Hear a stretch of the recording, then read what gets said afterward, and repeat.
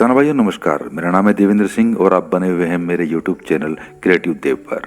किसान भाइयों, इस वीडियो में हम चर्चा करेंगे गन्ने में लगने वाले कीट व्हाइट ग्रब के बारे में।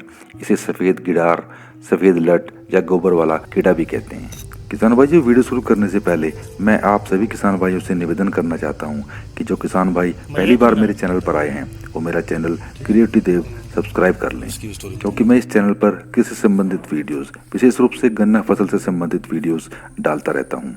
सब्सक्राइब बटन के साथ ही पास में आने वाले बेल आइकन को भी दबा लें, जिससे आने वाली वीडियोस की नोटिफिकेशन आपको मिलती रहे। किसान भाइयों, इस कीट की 3 अवस्था होती हैं, एक लार्वा, प्यूपा और तीसरी वयस्क पंख वाला कीट, जिसे बीटल कहते हैं।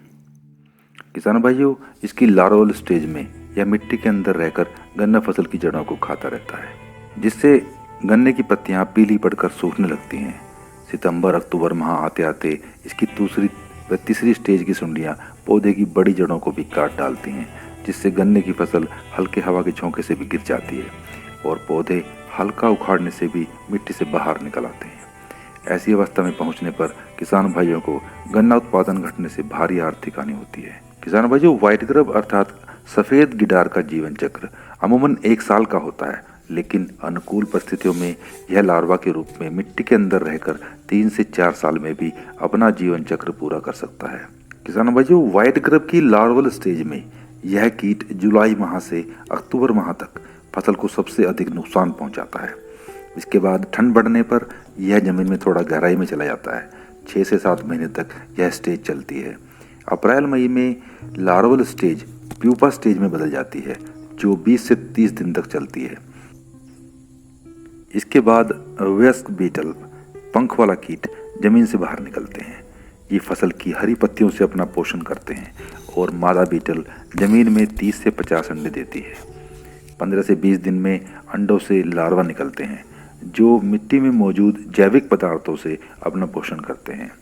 दूसरी स्टेज के लार्वा बारीक जड़ों को कुतरना शुरू कर देते हैं। इसके बाद तीसरी स्टेज के लार्वा गन्ने की मोटी जड़ों को भी खाना शुरू कर देते हैं, जिससे हमारे गन्ने की पत्तियां पीली पड़कर सूख जाती हैं। इस प्रकार व्हाइट ग्रब अर्थात सफेद गिडार 1 वर्ष में अपना जीवन चक्र पूरा करता है। किसान भाइयों, पहले पारंपरिक खेती में हम खेत से फसल काटने के बाद उसे गहरी जुताई करके छोड़ देते थे, जिससे जमीन के कीड़े बाहर आ जाते थे और पक्षी इन कीड़ों को खा जाते थे। लेकिन अब ऐसा नहीं है। किसान भाई एक फसल कटते ही दूसरी फसल की बुआई कर देते हैं, जिससे जमीनी कीड़ों का प्राकृतिक रूप से सफाया नहीं हो पाता। किसान भाइयों, व्हाइट ग्रब अर्थात सफेद गिडार की रोकथाम के लिए रासायनिक उपचार में एक तरीका है कीटनाशक क्लोरोसाइपरमेथ्रिन का प्रयोग। अगर हमारी गन्ना फसल ज़्यादा बड़ी नहीं है तो किसान भाई 1 लीटर क्लोरोसाइपरमेथ्रिन को 5 किलोग्राम सूखी रेत में मिलाकर मिक्स कर लें। फिर इस रेत को 25 किलोग्राम यूरिया में अच्छे से मिक्स करके खेत में डालकर खेत को पानी से भर दें। किसान भाई चाहे तो पहले खेत को भरने के बाद भी यह मिक्सचर खेत में डाल सकते हैं। इस उपचार से सफ़ेद गिडार अर्थात व्हाइट ग्रब और दीमक आदि से 1 महीने के लिए राहत मिल जाती है। किसान भाई इस मिक्सचर में सल्फर WDG 80% फफूंदीनाशक की 5 किलोग्राम मात्रा मिलाकर यदि डालते हैं तो यह फार्मूला और ज़्यादा प्रभावशाली तरीके से काम करता है, क्योंकि सल्फर WDG 80% के संपर्क में आने के बाद व्हाइट ग्रब अर्थात सफ़ेद गिडार की त्वचा फट जाने के कारण उसका खात्मा हो जाता है। किसान भाइयों, जुलाई अगस्त के महीने में जब व्हाइट ग्रब अर्थात सफ़ेद गिडार हमारी गन्ना फसल को सर्वाधिक नुकसान पहुंचाता है और हमारी गन्ना फसल भी बड़ी हो चुकी होती है, ऐसी अवस्था में हम गन्ना फसल में यूरिया एवं उपरोक्त कीटनाशकों का छिड़काव अच्छे से नहीं कर पाते हैं, तो हम उपरोक्त कीटनाशकों का घोल बनाकर खेत में सिंचाई करते समय इन कीटनाशकों को ड्रिप विधि द्वारा खेत में पहुंचा सकते हैं। किसान भाइयों, यह रासायनिक उपाय फौरी तौर पर तो प्रभावशाली है, लेकिन इसका असर लंबे समय तक खेत में नहीं रहता है। एक दूसरा रासायनिक उपचार है जापानी कंपनी सुमिटोमो केमिकल का डेंटोट्स्यू। यह कीटनाशी बहुत ही प्रभावशाली तरीके से व्हाइट ग्रब अर्थात सफेद गिडार और दीमक का सफाया करता है और इसका असर भी लंबे समय तक जमीन में बना रहता है। किसान भाई इसकी 100 ml मात्रा को रेत में मिलाकर फिर DAP अथवा NPK में मिलाकर 1 एकड़ खेत के लिए बुआई के समय खूड़ में डाल सकते हैं। किसान भाई खड़ी फसल में भी इस कीटनाशी का प्रयोग कर सकते हैं। इसके लिए खेत में पानी भरकर इस कीटनाशी की 100 ग्राम मात्रा प्रति एकड़ के हिसाब से उर्वरकों के साथ मिलाकर खेत में डाल सकते हैं। किसान भाइयों, व्हाइट ग्रब को हमेशा के लिए समाप्त करने के लिए एक जैविक समाधान है ब्यूवेरिया बेसियाना। ब्यूवेरिया बेसियाना एक प्राकृतिक फफूंदी कीटनाशक है। यह सफेद रंग की मित्र फफूंद है जो परजीवी के रूप में कई प्रकार के कीटों को संक्रमित करता है, अर्थात यह कीट के शरीर पर चिपककर अंकुरण शुरू कर देता है। इसके संक्रमण से सफेद मस्करडीन नामक रोग हो जाता है, जिसमें कीट या सुंडी इत्यादि एक रुई के फाये की तरह नजर आता है। ब्यूवेरिया बेसियाना व्हाइट ग्रब की सभी अवस्थाओं जैसे अंडे, लार्वा, प्यूपा व वयस्क बीटल और दीमक आदि को संपर्क में आने पर 3 से 4 दिन में समाप्त कर डालता है।